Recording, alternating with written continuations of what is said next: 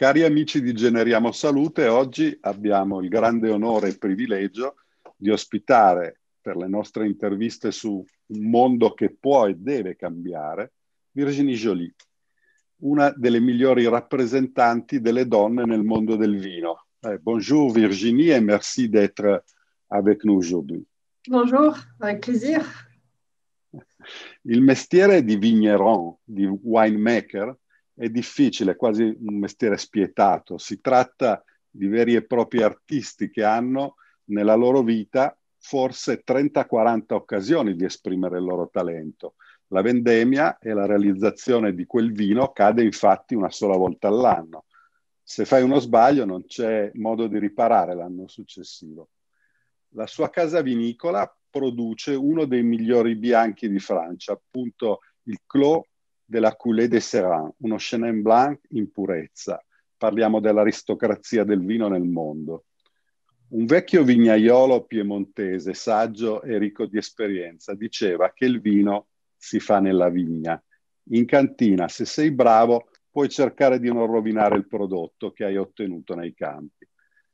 La filosofia della Coulée de Serran, rispondendo in pieno al paradigma del vecchio piemontese, è particolare perché introduce i criteri della coltivazione biodinamica e ne fa il fulcro principale del loro lavoro. Ma cominciamo a fare qualche domanda a Virginie Joly. Virginie, voulez-vous nous dire qu'est-ce que signifie en termes de responsabilité et d'engagement à gérer un domaine comme la Coulée de Serran, fondée par des moines cisterciens qui produisent des grands vins depuis le XIIe siècle? Alors, c'est je pense, une responsabilité grande et peut-être d'autant plus grande aujourd'hui, pas seulement par rapport au vin, mais parce que nous sommes là sur un temps extrêmement court. Le domaine a été acheté par mes grands-parents en 62. Peut-être mes enfants ou les enfants de mon frère reprendraient, mais on ne sait pas. Et je pense qu'il est important pour nous de pouvoir restituer, du moins pour moi et mon frère, de pouvoir restituer ce qu'on a reçu, au moins dans le même état que quand on l'a reçu, et au mieux, de même pouvoir améliorer si c'est encore possible, ou d'apporter notre conviction en plus sur certaines choses. Nous, on n'est que de passage, sur un temps très court sur la Terre, sur les siècles et les siècles qui sont là. Quand on voit qu'en 50 ans, l'humain, avec toute la modernité très pratique, dont on se sert tous les jours, maintenant, avec les ordinateurs, avec Internet, avec Zoom, mais en 50 ans, on a réussi à détruire beaucoup plus qu'en siècles et siècles et siècles. Donc, je pense que c'est vraiment très, très important de pouvoir préserver certains lieux qui peut-être peuvent servir de point d'acupuncture sur la Terre, lui permettre d'avoir un petit espace où respirer. Et donc voilà, de perdurer la petite superficie du domaine. Ça n'est pas très grand, c'est 15 hectares de vignes en tout. Il y a 7 hectares en Coulée de Serran, et puis 4 hectares et demi en Savonnière, 3 hectares et demi en Rochemoine. Voilà, en vigne, c'est très peu. Il y a quelques terres autour, puisque nous avons les animaux et qu'il faut les loger, les nourrir dans la même philosophie que la pratique que nous avons sur la vigne. Donc, tout est en biodynamie. Mais c'est capital de pouvoir transmettre aux générations d'après un lieu où il y a eu énormément d'histoire, où il y a des bâtiments qui sont très anciens, qu'il faut respecter, qu'il faut restaurer, qu'il faut, je dirais même pas adapter, parce qu'ils ne sont pas du tout adaptés à une production actuelle. Il faudrait pousser les murs ou construire des choses à côté, mais nous ne le faisons pas parce que l'environnement du lieu, la géographie, l'esthétique, ça n'est pas possible de construire un hangar à côté d'un monastère du XIIe siècle. Voilà, donc il faut vraiment avoir une vision long terme, au-delà de nous, notre petite vie sur place, pour faire en sorte que le plus longtemps possible, ce lieu puisse perdurer comme sur les siècles passés. Très intéressant. Un projet bien fixé. Ouais. Votre méthode de culture de la vigne sont celles de la biodynamie. Votre père, Nicolas Joly, est le pionnier reconnu et la personnalité la plus représentative du mouvement biodynamique du vin. Souhaitez-vous nous dire comment vous travaillez?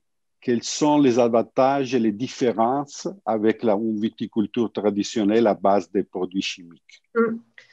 Alors, je vais vous dire, moi, ma position, elle est extrêmement facile parce que je suis née sur un domaine. Moi, je suis née en 78. Mon père a commencé à pratiquer la biodynamie en 80. Donc, je suis née sur un domaine en biodynamie. Je ne connais que ça. Je ne sais faire que ça. C'est parfois presque un peu problématique parce que si j'entends des conversations de vignerons, d'agriculteurs qui sont en conventionnel, il y a des choses que je ne comprends pas parce que je ne les ai jamais vues, je ne les ai jamais appris, je ne les connais pas. Donc pour moi, c'est très facile. Ça n'est que des avantages. Je n'ai pas de conversion à faire. Elle a été faite il y a 40 ans. Les vignes ont acquis une certaine, on va dire, un système immunitaire, entre guillemets, plus résistant, plus fort, puisqu'il y a 40 ans d'histoire de biodynamie. Donc, les difficultés climatiques qu'on a aujourd'hui, qu'il n'y avait pas ou beaucoup moins il y a 40 ans, la vigne arrive à peu près à gérer ça. Donc, c'est facile, entre guillemets, beaucoup plus facile que pour quelqu'un qui reprend un domaine aujourd'hui et qui doit faire ou qui souhaite faire la conversion et qui doit faire face à des situations de gel répétitives beaucoup plus qu'avant, à des chaleurs ou de l'humidité très forte beaucoup plus qu'avant. Donc là, on a vraiment des énormes avantages d'avoir 40 ans de biodynamie. Et puis, je le vois au quotidien, vous avez une harmonie sur le domaine, vous avez une vie animale, une vie d'insectes. Vous creusez la terre, elle est vivante, vous avez plein de choses, de micro-organismes, de vie dedans. Donc, pour moi, ça ne présente que des avantages, mais parce que voilà, il y a 40 ans d'histoire, 40 ans de pratique, de conviction, de recherche, d'essais que mon père a fait. Et avec un résultat aujourd'hui complètement acquis. Donc, mon rôle, c'est juste de continuer cette pratique, de peut-être approfondir ou essayer d'approfondir ou d'avoir un regard qui est le mien, qui est un regard féminin d'une autre génération, donc qui est forcément un tout petit peu différent de celui de mon père, d'une génération plus ancienne, une génération masculine. Mais pour moi, la tâche est beaucoup plus facile que pour quelqu'un qui reprend un domaine et qui doit faire des conversions aujourd'hui. Maintenant, les avantages, il n'y a quelque part que des avantages parce que vous avez un sol vivant. Donc, vous avez un raisin qui va exprimer la complexité du lieu de façon beaucoup plus profonde. Et c'est finalement la première chose qu'on recherche en tant que vigneron, c'est d'avoir une vraie expression de terroir. Alors, j'aime pas trop utiliser le mot terroir parce qu'aujourd'hui, tout le monde utilise le mot terroir. Donc, mais le but d'un vigneron, c'est d'avoir un vin, de présenter un vin qui soit, je dirais, typique de son lieu, unique de son lieu. Et la biodynamie permet ça parce que je vais avoir l'expression du sol, de ma climatologie. Je vais aussi avoir une partie de moi, de mon ressenti, de mon feeling, de mes décisions au cours de l'année qui va s'exprimer dans le vin. Et ça sera différent de ma voisine qui est en biodynamie maintenant aussi et qui va avoir des décisions peut-être un peu différentes. Et ça va se ressentir dans le vin. Donc, vous avez un vin qui va être unique partout. Même si vous êtes sur les mêmes appellations, les mêmes cépages, ça va être un vin unique. Après, c'est le consommateur qui choisit. Donc, il n'y a pas de concurrence véritable. Donc, c'est un avantage, moi, je trouve extrêmement intéressant parce que voilà, chaque domaine va être unique et par conséquent, voilà, le consommateur choisit sa préférence et ce qui vous permet d'être très à l'aise dans vos pratiques. La seule chose qui, je pense, aujourd'hui pourrait peut-être pas chez nous, mais sur d'autres domaines, peut-être argumenté, c'est que vous avez des rendements qui sont probablement plus faibles.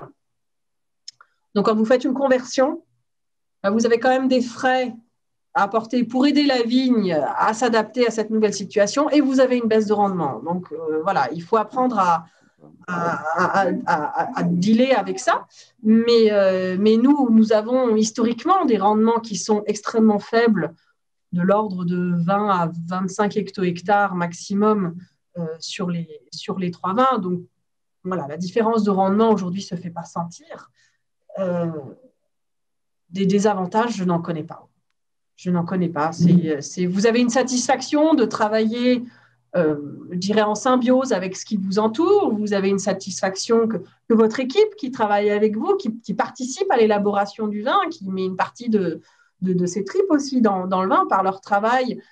Vous savez que quand vous les envoyez faire un traitement de tisane de plantes, ils n'ont pas besoin d'avoir une combinaison de cosmonautes comme dans les séries américaines, où voilà, tout protégé dans tous les sens. Vous savez voilà, qu'il n'y a pas de problème, qu'il n'y a pas d'impact sur la santé des gens, il n'y a pas d'impact sur la santé des sols, sur la qualité de l'eau aussi. Ça n'est que satisfaction. Ça n'est que satisfaction. Et d'ailleurs, le mouvement de la biodynamie grandit de plus en plus, de partout. C'est vrai que mon père est considéré comme un des pionniers. Il n'était pas du tout le premier, mais du fait d'avoir la chance du monopole d'appellation coulée de ses rangs, il avait plus souvent la parole, on lui donnait plus souvent la parole, et comme il sait très bien parler de ce sujet, voilà, ça a pu se répandre et il y a eu cet impact, mais aujourd'hui, il y a énormément de domaines qui font des conversions, qui en parlent ou qui n'en parlent pas, ça c'est leur choix, mais des domaines très connus comme des toutes petites structures. On ne peut pas nier aujourd'hui l'impact dramatique de tous les produits phytosanitaires directement sur les sols en effet immédiat et presque directement et indirectement sur la santé humaine. Et ça, c'est quand même catastrophique. On ne peut plus nier ça aujourd'hui. Donc, il est vraiment temps que les choses changent, que les mentalités changent. Et souvent, les exécutants, les chefs de culture, ils savent ça. Mais sur beaucoup de domaines, voilà, vous avez des investissements financiers qui sont présents, qu'on ne peut pas nier. Ils font partie aujourd'hui du commerce du vin. Et voilà, on sait qu'une conversion aujourd'hui en biodynamie va faire une baisse de chiffre d'affaires, donc des distributions de dividendes qui vont être moins importantes. Et voilà, il y a des gens qui sont plus concernés par le chèque qu'ils vont recevoir à la fin de l'année que par la santé de la planète. Donc, mais les choses changent, les mentalités changent, aussi parce que la nouvelle génération veut autre chose, les consommateurs veulent autre chose, donc ça va dans le bon sens. Je suis très positive là-dessus. Très bien. Et je sais que que vous avez aussi une formation et un diplôme en naturopathie. Oui. Comment c'est là que vous aide dans votre travail et quelles similitudes il y a entre les soins des personnes et les soins des vignobles? C'est que vous avez une vision globale des choses. En naturopathie ou en homéopathie ou en médecine anthroposophique, vous appréhendez la personne qui est en face de vous dans sa globalité, pas juste j'ai mal à tel endroit, je donne un médicament pour soigner le mal. Ce qu'il faut comprendre, c'est pourquoi il y a ce problème à tel endroit et qu'est-ce qu'il y a derrière. Et si vous agissez en amont des choses, vous résolvez le problème par où ça s'exprime. Donc, je dirais, c'est comme vous avez les pompiers et l'électricien. Si ça brûle dans votre maison, bon, alors certes, les pompiers, c'est très bien, ils arrivent, ils éteignent le feu, mais il faut l'électricien pour savoir pourquoi il y a eu un problème électrique qui a déclenché un incendie. Et ça, cette vision-là de la naturopathie, d'appréhender l'humain dans sa globalité, c'est la même en viticulture, en biodynamie. Vous appréhendez votre vignoble comme une entité vivante entière.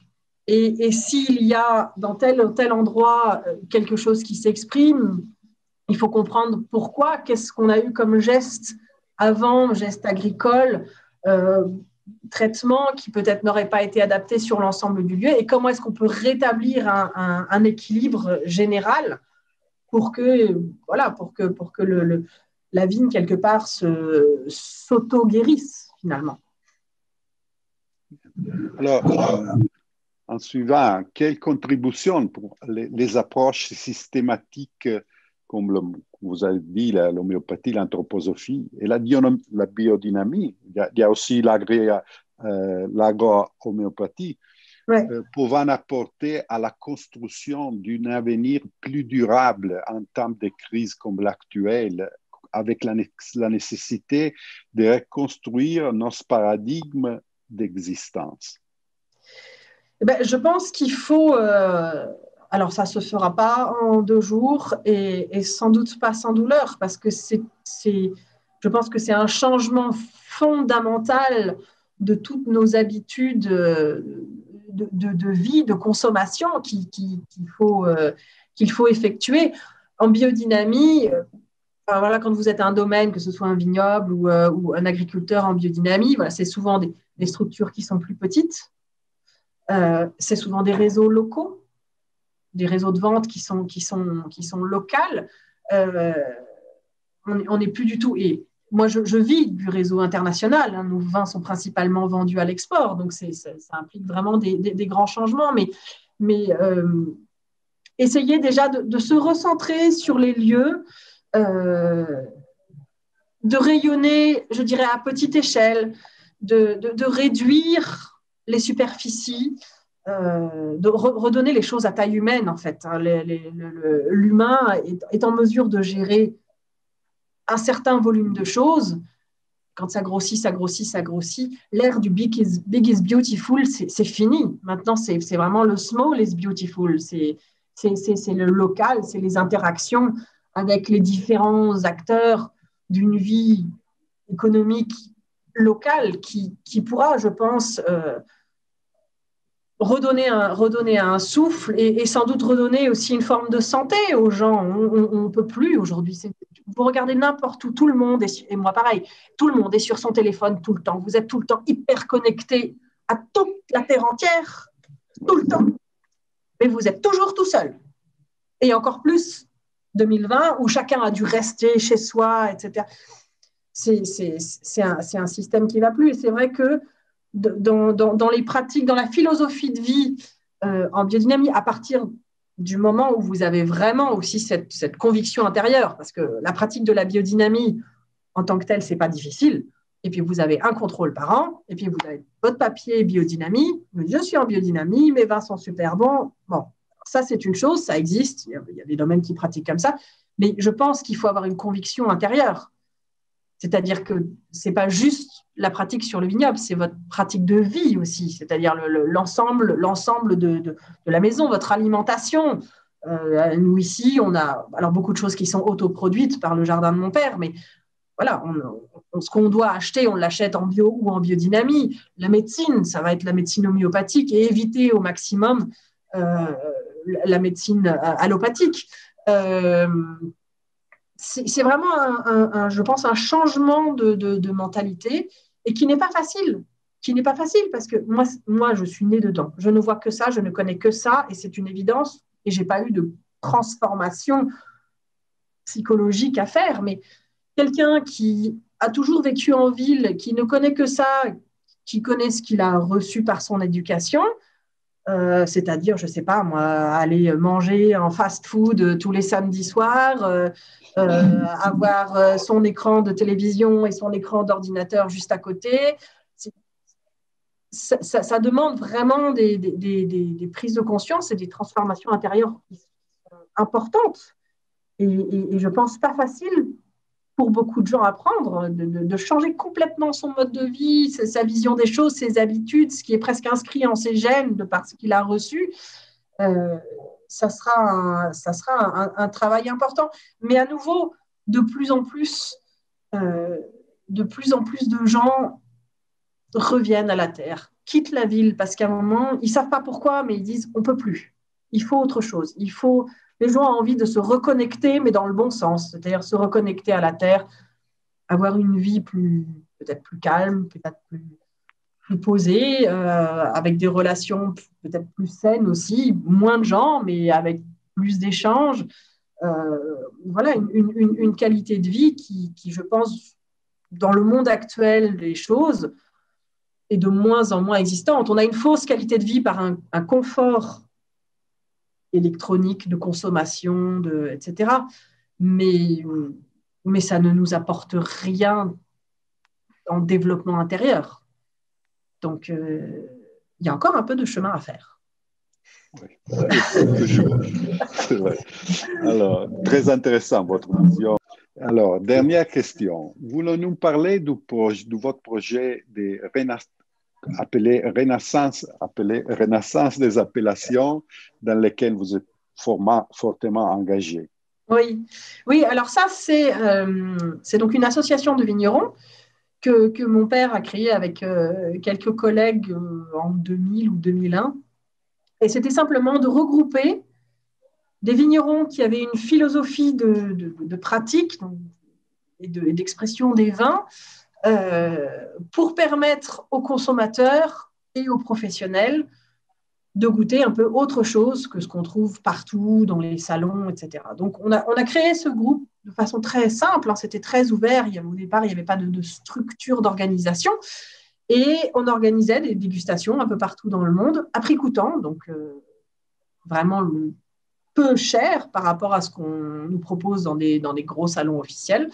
Et peu à peu, ça grossit. On a commencé, on était 30. Aujourd'hui, on doit être entre 220 et 230 à peu près dans le monde entier. Et du fait du nombre, on a dû structurer un peu l'association. Donc vous avez dans chaque pays des antennes. L'antenne mère est en France. L'antenne italienne, qui est la deuxième plus grosse, a une forme d'indépendance, d'autogestion en fait.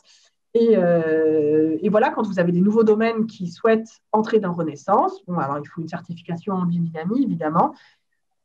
Et on a un comité de dégustation qui se réunit, 10 ou 12 vignerons, selon les disponibilités de chacun, et on goûte à l'aveugle. Voilà, est-ce que le vin crée une émotion? Est-ce que ça nous touche? C'est le premier critère. Après, on se renseigne un peu sur, là, on regarde les fiches techniques qui est sur le domaine, la taille, etc.